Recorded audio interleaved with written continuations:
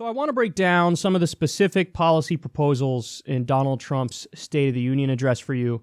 Let's start with corporate tax cuts and deregulation. We slashed the business tax rate from 35% all the way down to 21%, so American companies can compete and win against anyone else anywhere in the world. In our drive to make Washington accountable, we have eliminated more regulations in our first year than any administration in the history of our country. You know, the Democrats haven't seized on this. The media hasn't really spoken about it. But what he just said right there is terrifying.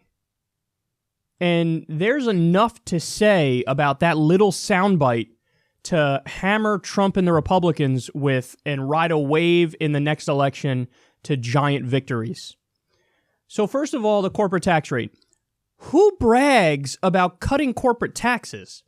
You know, politicians used to be smart enough to know that if they do something like that, you gotta keep it on the hush, son. Keep it on the DL, because people are not, it's not like, you know, a random dude is sitting in his living room in Kentucky like, you know, God damn it, man, I really wish Berkshire Hathaway could keep more of their money.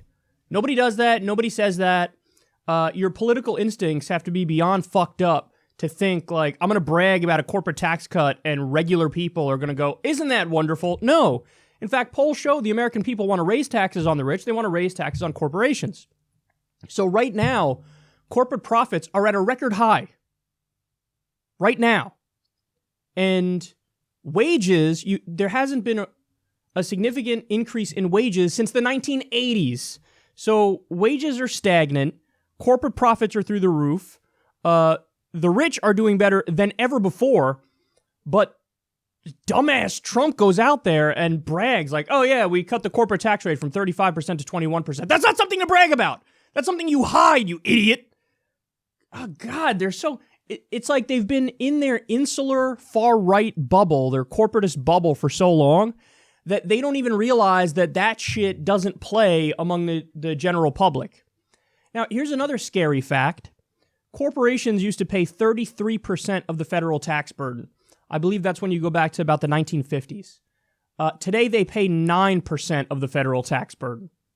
So they used to pay 33%, now they pay 9%. Now that leaves a giant question out there for us. Who picks up the slack? Who picks up the slack in that situation? Well, the answer is you. You pick up the slack. And that's not conjecture. That's not opinion. That's not me, breaking it down in some weird equation or something. No, look at their tax plan. The Republican tax plan raises taxes on everybody who makes $75,000 a year or less over a 10-year period. So whatever tax breaks there are for working people, they expire.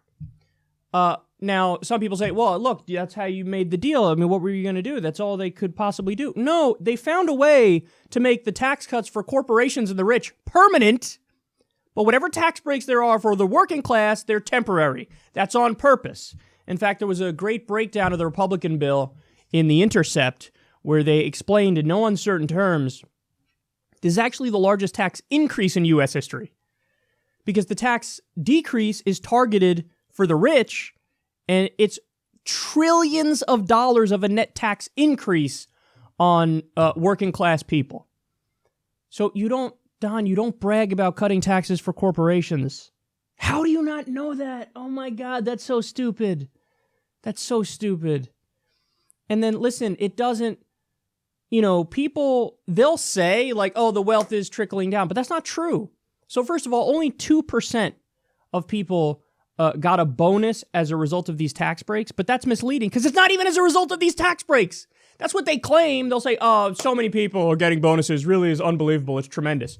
Well, actually, no, 98% of people did not get a bonus. And of the 2% of people, that's massively misleading to say because, for example, we know that unions have been negotiating to try to get wage increases for a long time. They were rejected on the wage increase front, but they got a concession and, AT&T, for example, said, we'll give you a bonus. So what happened is unions fought for that behind the scenes tooth and nail for an extended period of time. And then eventually, when management caved, they then turn around and go, oh, the reason we're doing this is because of the the tax break. No, it's not.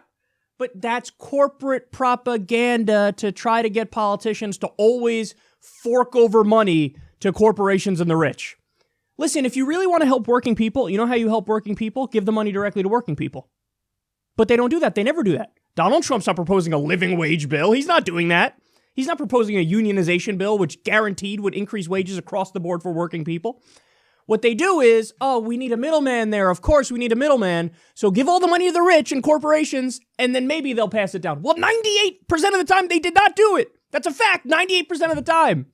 But they go, oh, that's what you do. It's trickle-down economics. You give it to the rich, and then it'll trickle down to the bottom. No, it's not trickling down to the bottom. That's the point. It's not doing that.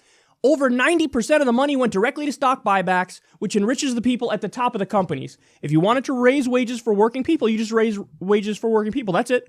But they didn't do that. They, we'll give it to the rich, and then maybe kind of, sort of, not really, it'll trickle down to working class people.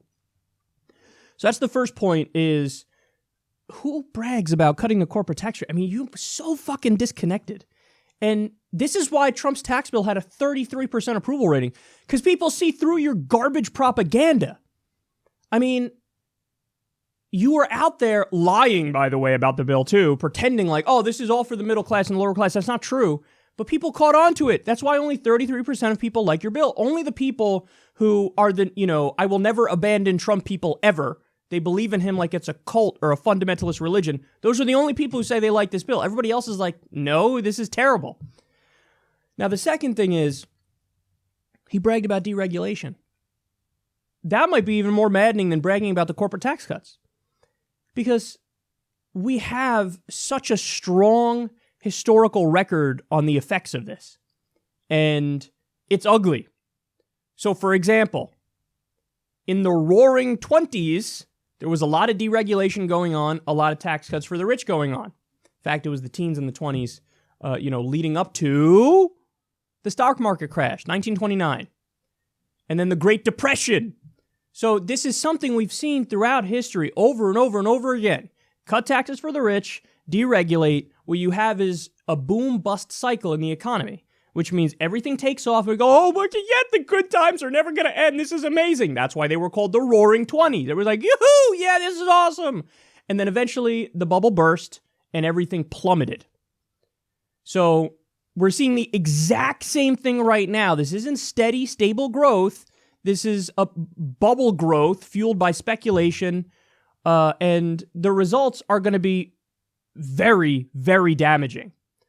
So you're bragging about deregulation, disregarding what happened during the Great Depression, disregarding what happened under Reagan. Everybody acts like Reagan had a great economic record. As soon as he left office, there was the bubble burst and there was a giant downturn. Also, Bill Clinton repealing Glass-Steagall, George W. Bush putting deregulation in overdrive. Throughout the 2000s, what did we have? Oh my God, the market, it's going so high. This is so amazing. This is so incredible. Oh shit. Subprime mortgage crisis, Great Recession in 2008. We still haven't recovered from that. Whatever recovery there's been, the money's gone to the rich. Wages have not increased. Higher paying jobs were replaced with lower paying jobs. That's another thing Trump did in this State of the Union. Oh, the unemployment rate. Look at the unemployment rate. It's so wonderful. What he's not telling you is those are higher wage jobs went away and they were replaced by lower wage jobs. So it's so misleading to just look at the unemployment rate and go, see, that's perfect. That's just as misleading as looking at the market and going, see, the market's doing well. Everything's great. No, the market is more of a reflection on how the rich are doing and how corporations are doing. And again, there's going to be a collapse of the marketplace. I don't know what the catalyst is going to be. It could be any of a number of things. It could be the totally unregulated multi-trillion-dollar derivatives market. It could be as a result of student loan debt. It could be as a result of credit card debt. It could be the housing market. Again, there's a million and one ways this bubble can burst, but one thing I can guarantee you, it's going to burst. So buckle up on that front, bitch. But to brag about deregulation, when it wasn't even that long ago. It was just 10 years ago that we had the subprime mortgage crisis and the Great Recession. And then the effects of that lasted. To this day, we're still feeling the effects of that in terms of working people. So to brag, I mean, one of the things Donald Trump did, and corporate Democrats crossed over to help him with this, is the few remaining provisions of Dodd-Frank, they got rid of them. The problem with Dodd-Frank was that it was too weak. Not that it was too strong, but they're acting like, oh, Dodd-Frank is too strong. Just get rid of it. Joe Manchin helped with that. A bunch of corporate Democrats helped with that. Republicans across the board helped with that. And it's like we have no collective memory. And you would think, so Trump mentions this. Deregulation, isn't that wonderful? No, it's terrible. We know the effects of that. It's like you're taking the refs out of the game. You take the refs out of the game and there's going to be fucking chaos.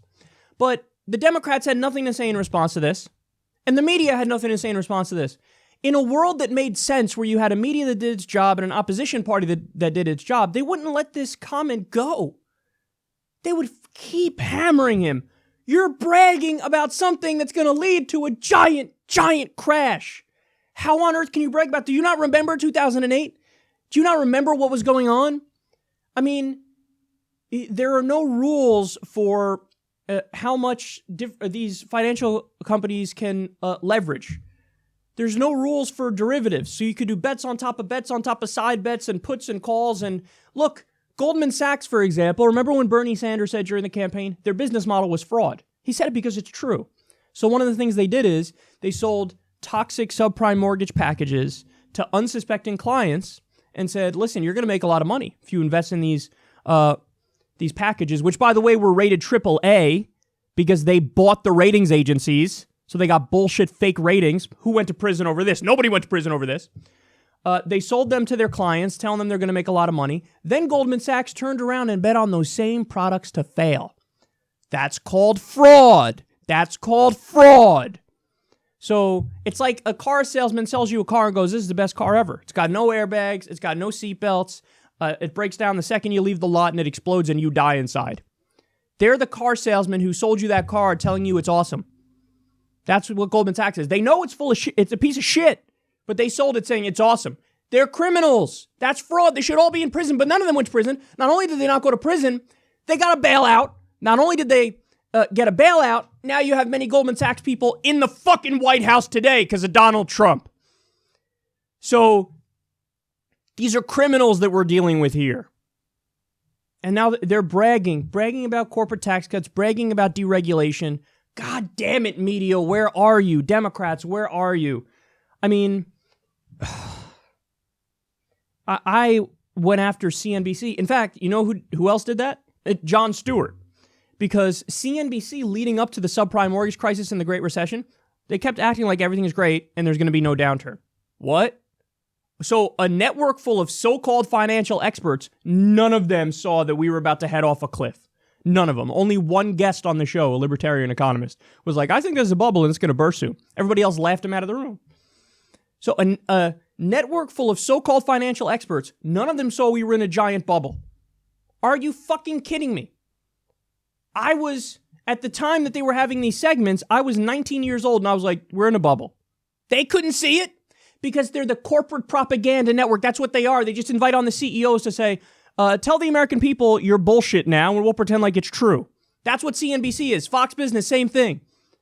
So nothing but propaganda, and we had a market totally unregulated and the effects were disastrous.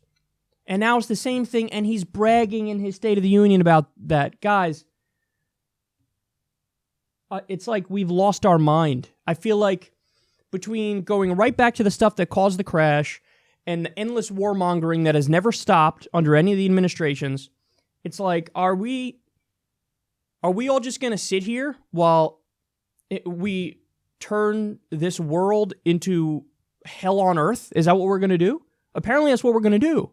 Because it's a toothless fake resistance that the Democrats are doing. And the media is, they're too busy conspiracy mongering, talking about Russia, talking about the fact that Donald Trump said shithole.